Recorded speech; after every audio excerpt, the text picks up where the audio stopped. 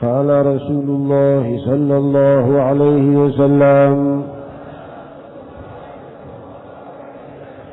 الإيمان بضع وستون شعبة والحياء شعبة من الإيمان. صدق رسول الله صلى الله عليه وسلم. حديث صحيح رواه إمام بخاري في صحيحه.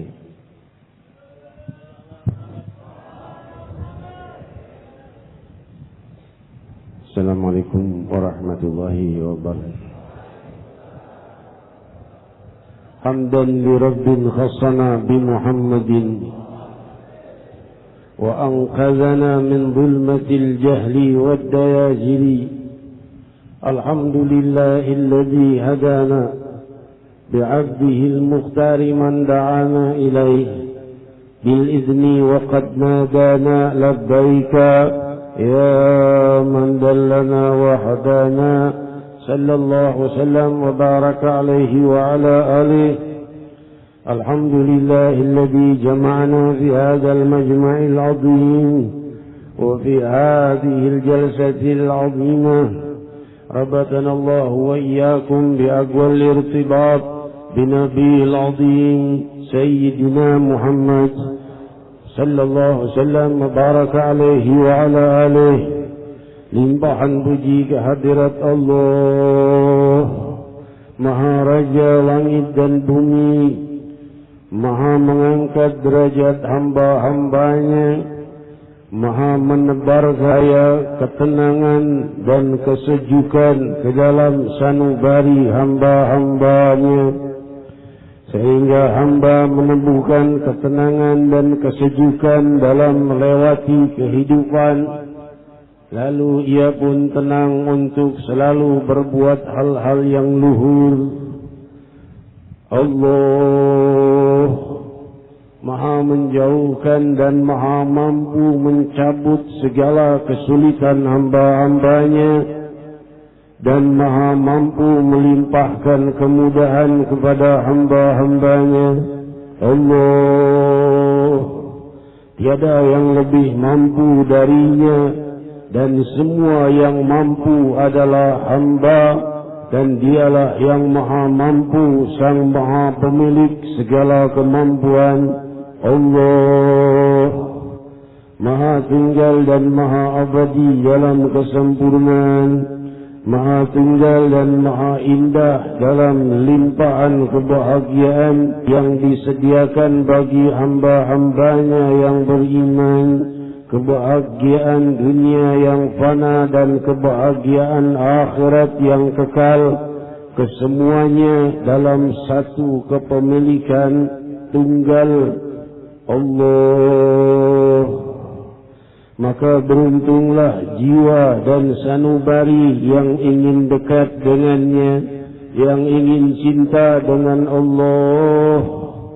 Sanubari seperti ini dilihat oleh Allah Subhanahu wa ta'ala di permukaan bumi. Semakin hari semakin sirna, maka semakin Allah menghargai hamba-hamba yang ingin dekat kepadanya, yang mencintai Allah. Kita sangat tahu bahwa kita bukan orang yang berhak mencintai Allah. Namun jika kita lihat samudera kasih sayang Allah, kita bersangka buruk jika mengira Allah mengusir kita, karena gerbang rahmatnya lebih luas dari seluruh dosa hambanya. Jika bersatu seluruh dosa hamba-hambanya, tiada berarti dibanding samudera pengampunannya.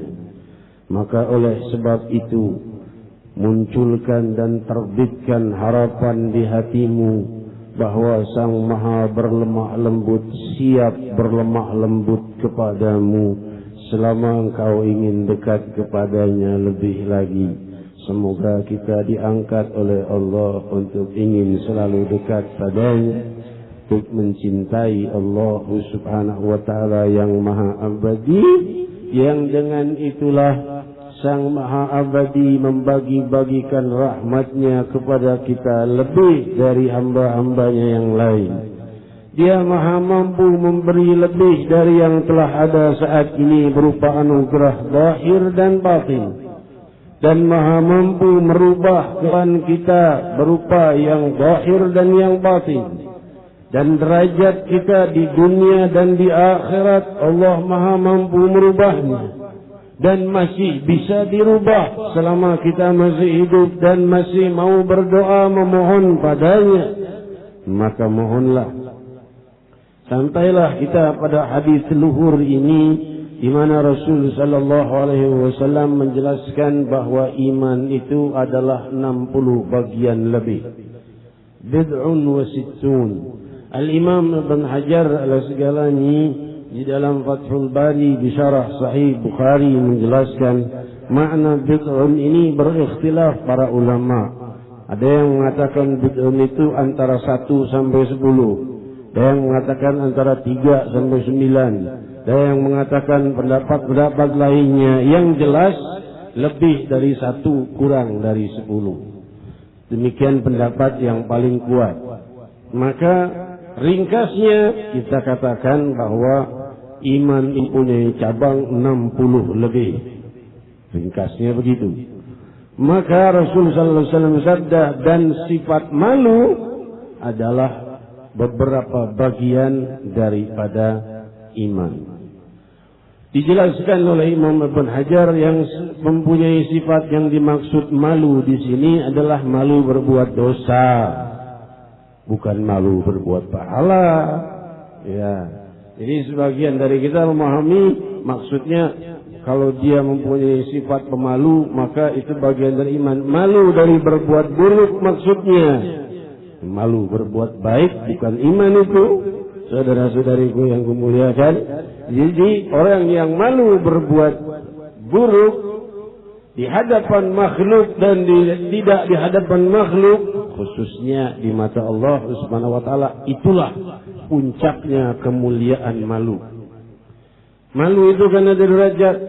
Ada derajat malu kalau di depan orang saja. Kalau nggak ada yang lihat, maka sifat malunya terhadap hal yang buruk. Ada yang tidak di hadapan orang sekalipun, dia tetap malu berbuat buruk. Karena dia tahu Allah Maha melihat. Nah, inilah malu yang terindah. Saudara-saudariku yang kumuliakan, ini yang dimaksud di dalam hadis ini. Beberapa bagian dari iman sudah terambil oleh sifat malu itu. Malu berbuat buruk maksudnya. Malu berbuat hal yang hina. Malu berbuat jahat. Malu menyakiti orang lain. Malu mengganggu orang lain. Hal seperti itulah, hadirin hadirat yang dimuliakan Allah, yang mesti dibangun kembali dalam diri dan pribadi kita. Hari-hari kita semakin hari orang-orang tidak malu lagi berbuat dosa dan makin malu berbuat mulia. Mau sholat malu, dari tempatnya gak kelihatan orang. Mau ngaji malu. Subhanallah. Kalau maksiat gak ada yang malunya. Saudara-saudariku yang kumuliakan, maka kita layak menjadi per hal ini. Pemuda-pemudi sekalian, bangkitlah. Yang hadir di sini dan yang mendengarkan lewat streaming website siaran langsung ini, bangkitlah sebagai pelopor bahwa kita jangan malu berbuat baik dan malulah berbuat jahat. Ya, tapi saya ini kalau malu kadang-kadang bingung, Allah melihat, Allah tidak melihat. Yang penting malu berbuat jahat dan jangan malu berbuat baik. Itu dulu. Nanti pelan-pelan baru diperbaiki ikhlasnya kepada Allah Subhanahu wa taala. Derajat ikhlas itu bertangga-tangga. Ya, saudara-saudariku yang kumuliakan, jadi jangan malu dalam berbuat yang baik, malulah terhadap berbuat yang jahat. Saudara-saudariku yang muliakan, jika bertumbuh generasi seperti ini, semakin indahlah keadaan wilayah kita dan wilayah masing-masing. Kenapa? Karena kalau sudah mulai orang berbuat baik tidak malu-malu, perbuatan baik kelihatan. Sebenarnya banyak yang ngaji Quran, sebenarnya banyak orang yang melakukan sholat, tapi banyak yang malu-malu di depan orang lain. Ini yang menjadi masalah, saudara-saudariku yang mulia, kan mesti disiarkan. Namun tentunya sebagian dari kita risau hal ini akan menjadi riya. Tetapi demi kemaslahatan umat, maka bangkitlah, bawa Al-Quran, jangan malu-malu. Ya, bawa hal-hal yang mulia yang selama ini dianggap aib. Orang malu manggil nama Allah sekarang. Nyebut dia Allah, malu. Makanya di majelis kita justru kita syiarkan, sebagaimana kita lihat guru mulia kita nyebut ya Allah, ya Allah. Kok gak malu-malu ya berdoa? Justru hal yang luhur sekarang yang makin banyak ditinggalkan, kita hidupkan kembali. Saudara-saudariku yang memuliakan, Rasul sallallahu alaihi wasallam bersabda, diriwayatkan di dalam Sahih Bukhari, "Utitu mafatih khazainil ard hatta wudi'at biyadi." Diberikan kepadaku kemakmuran di permukaan bumi sampai ditaruhkan di tanganku. Lalu berkata Abu Hurairah radhiyallahu anhu, Rasul sallallahu alaihi wasallam setelah kemudian beliau wafat, kalian yang mewarisinya. Demikian riwayatnya. Saudara-saudaraku yang mulia, tidak di satu tempat pun kecuali Allah siapkan padanya gerbang kemakmuran, karena sudah diwariskan kepada Nabi kita Muhammad sallallahu alaihi wasallam. Lihat tempat yang tandus, tidak ada tanaman bisa ditanam. Hujan turun setahun sekali. Boro-boro bisa bikin sawah di situ, air tidak ada. Subhanallah, sumber minyak. Malah tempat yang makmur. Saudara-saudariku yang muliakan, di mana tempat selama kita mencari kemuliaan di tempat itu berupa keberkahan di bumi, Allah Maha mampu membukanya. Namun walau anna ahlul qura amanu wattaqu lafatahna 'alaihim barakat minas sama'i wal ard walakin kazzabu fa akhadnahum kanu yaksibun. Kalau penduduk itu mau beriman dan bertakwa, kutumpah ruahkan keberkahan dari langit dan bumi, kata Allah. Tapi mereka banyak berbuat dosa, maka aku ambil keberkahannya. Tempat banyak yang mengandung kemuliaan dan keluhuran, tapi tidak diketahui oleh kita. Padahal bumi penuh keberkahan untuk menuju keluhuran yang kekal kelak. Saudara-saudariku yang kemuliakan, Rasul sallallahu alaihi wasallam bersabda, "Ta'arraf ila Allah fil raha ya'rifka fis shiddah." Jangan lupa kepada Allah di saat kau dalam kemudahan, Allah tidak akan lupa padamu saat kau dalam kesulitan. Kalau kita dalam kemudahan, jangan lupa kepada Allah. Maksudnya tetap salat 5 waktunya, tetap malah makin banyak membantu bersedekahnya, ya. Di saat ia kesulitan, Allah tidak lupa dengannya. Maksudnya apa? Saat ia terjebak dalam cepat diangkat oleh Allah kesulitannya. Ini sabda Nabi kita Muhammad sallallahu alaihi wasallam, salah satu kunci pembuka masalah dan kesulitan. Bagaimana caranya melewati kesulitan yang akan datang kepada kita dan sedang datang kepada kita? Gimana supaya cepat selesai kesulitan itu? Adalah dengan cara kalau datang kemudahan jangan lupa pada Allah. Maka saat datang kesulitan, kesulitan akan ringan dan mudah, jauh lebih ringan dan mudah dari kesulitan yang pernah kita lewati sebelumnya. Ini rahasia dari kehidupan yang dibuka oleh Allah melalui rahmatan lil alamin Sayyidina Muhammad. Hadirin hadirat yang dimuliakan Allah, diriwayatkan di dalam Sahih Bukhari ketika Rasul sallallahu alaihi wasallam selesai sholat, beliau tidak zikir lagi, langsung keluar ke rumahnya. Biasanya beliau zikir dulu selepas sholat. Ini langsung keluar ke rumahnya, ditinggal jamaah. Kaget para sahabat, kenapa Rasul terburu-buru? Selesai ditanya, ya Rasulullah, dia keluar. Kami lihat keburu, selepas sholat langsung pergi. Rasul berkata, aku ingat ada tibur, perak sebesar tibir. Tibir itu perak sekira ujung ibu jari. Ya, lupa belum disedekahkan punya fuqara. Selepas sholat lari Rasul ke rumahnya untuk segera disedekahkan. Tidak mau telat satu detik pun. Itulah indahnya Sayyidina Muhammad sallallahu alaihi wasallam baraka alaihi wa alihi. Hadirin hadirat yang dimuliakan Allah, Rasul sallallahu alaihi wasallam makhluk yang paling mulia dan paling indah dan paling tidak mau mengecewakan siapapun. Rasul sallallahu alaihi wasallam di suatu waktu diberi pakaian oleh seorang ibu-ibu tua, datang pada Rasul, ya Rasulullah, ku berikan padamu pakaian ini, nasajtuha biyadi, ini aku bikin sendiri dengan tanganku. Maksudnya dia yang merajutnya sendiri pakaian itu. Liaksukaha, supaya engkau memakainya. Rasul menerimanya. Terima kasih banyak wahai ibu, terima kasih, Allah melimpahkanmu keberkahan. Dipakai oleh Rasul. Lalu berapa lama ada sahabat yang berkata, ya Rasulullah, aku minta pakaianmu itu. Iya, nanti aku ambilkan, aku mau minta yang itu yang sedang kau pakai. Sahabat yang lain protes, tidak ada adabnya. Rasulullah lagi pakai baju, disuruh buka bajunya, diminta. Iya. Hadirin hadirat yang dimuliakan Allah, cuma karena akhlak yang paling luhur Sayyidina Muhammad sallallahu alaihi wasallam. Beda dengan saya. Jamaah katanya, Habib Munzir, kalau nggak ada open house, terima tamunya kapan? Nggak sanggup. Saya juga mau salaman dengan kalian semua, mau, tapi sama-sama nggak sanggupnya. Ya, lebih saya. Tahun lalu kan kita malam Selasa seperti ini, habis Idul Fitri, kan kita bersalaman bersama. Baru 3 soft sudah pecah ini kacanya jamin. Ya, sudah baru berapa menit sudah ada yang pingsan dari desak-desakan, ada bagi-bagi uang. Akhirnya kan jadi repot. Jadi sayanya merasa tidak mampu, daripada jadi mudarat, ya sudah.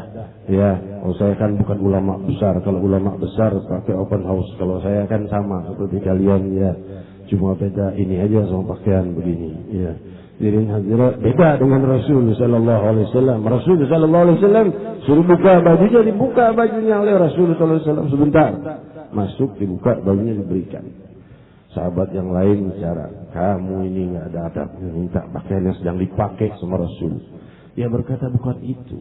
Aku minta pakaian ini supaya nanti jadi kain kafanku saat aku wafat. Dia mau pakaian yang sudah disentuh oleh kulit Sayyidina Muhammad.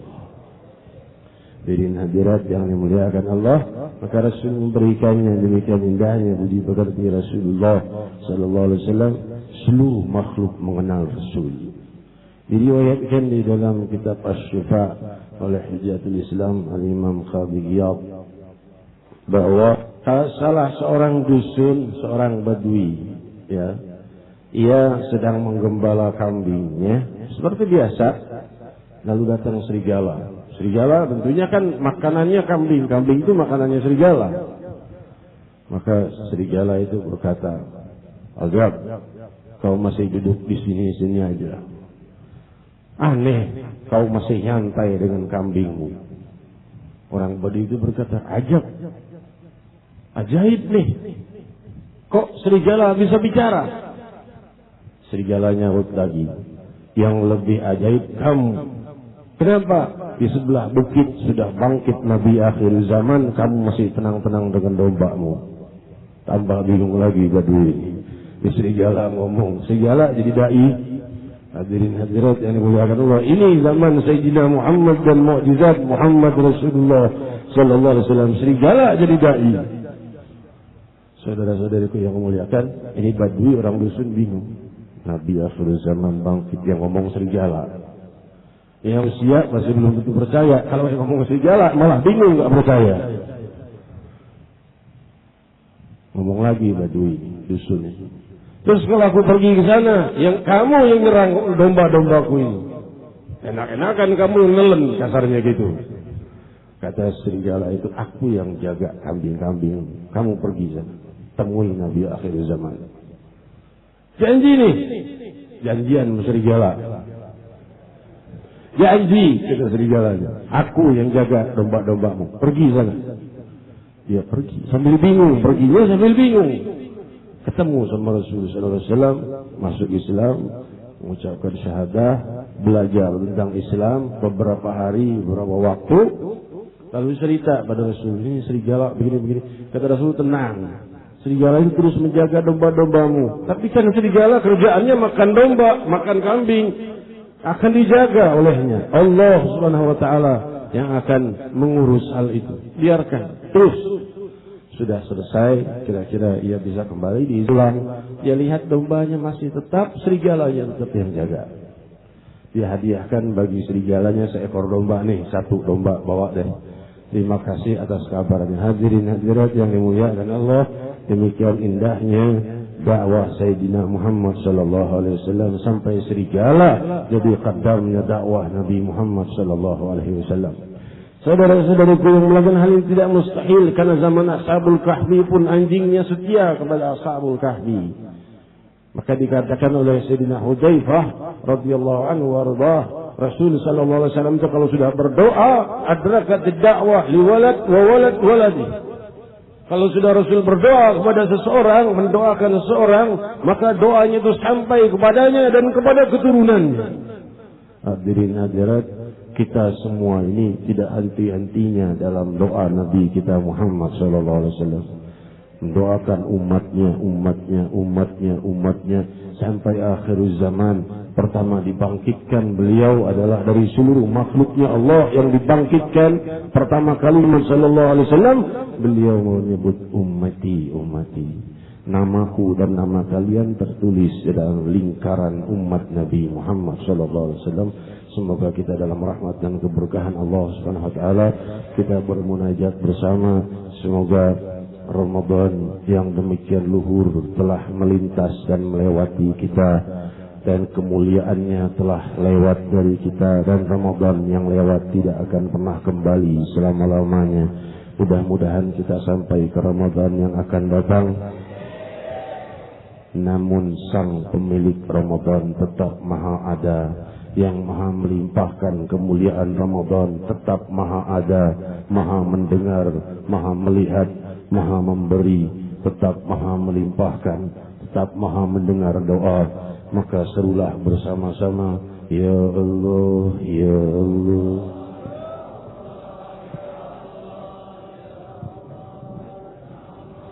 Ya Allah, Ya Allah, Ya Allah, Ya Allah. Ya Allah, Ya Allah, Ya Allah, Ya Allah, Ya Allah, Ya Allah, Ya Allah, Ya Allah. Tenangkan hati kami, sejukkan jiwa kami, tenangkan hari-hari kami, limpahi kami ketenangan, kesejukan, kedamaian, ketentraman, zahir dan batin, dunia dan akhirat, kebahagiaan, zahir dan batin, dunia dan akhirat. Hal ini mustahil kecuali darimu, Ya Allah, Ya Allah, Ya Allah, Ya Allah, Ya Allah, Ya Allah, Ya Allah, Ya Allah, Ya Allah, Ya Allah, Ya Allah. Pandanglah seluruh wajah kami semua. Ingatlah wahai Allah seluruh wajah ini. Di hari kebangkitan kelak pastikan bersama orang-orang yang berzikir, orang yang banyak berdoa. Ya Allah, Ya Allah. Jangan kumpulkan kami di hari kiamat bersama para pendosa. Kumpulkan kami di yaumul qiyamah dengan hamba-hamba yang saleh bersama Nabi kami Muhammad Rasulullah. Ya Allah, Ya Allah, Ya Allah, Ya Allah, Ya Allah, Ya Allah, Ya Allah, Ya Allah, Ya Allah. getarkan hati kami saat menyebut dan mengingat-Mu, ya Allah.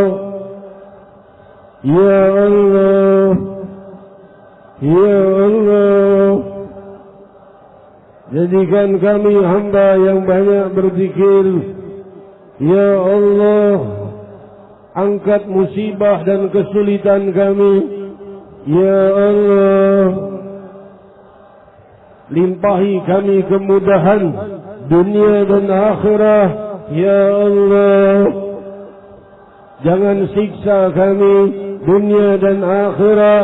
Ya Allah, ya Allah.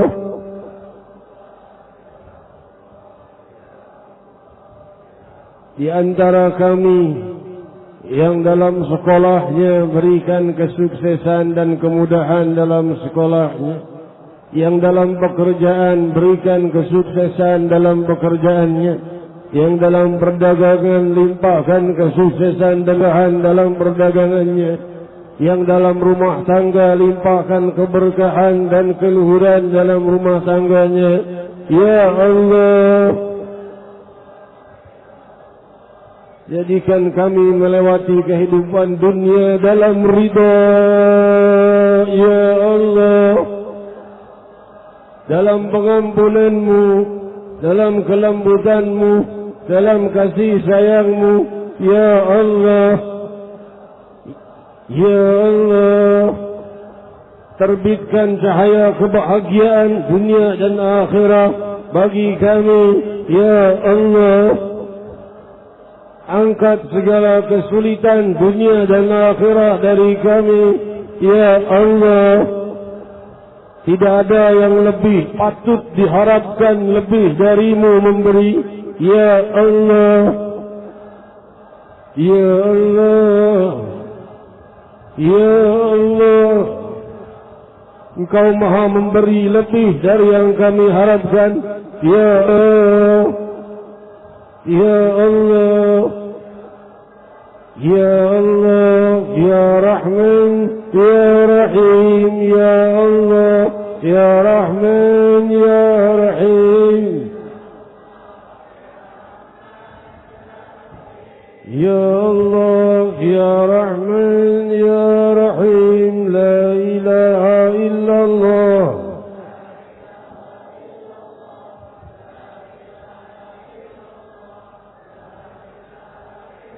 La ilaha illallah.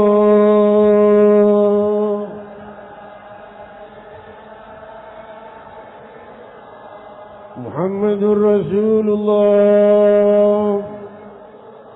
sallallahu alaihi wasallam. Kalimatun haq alaiha nahya wa alaiha namut wa alaiha nub'ath insyaallah ta'ala minal aminin.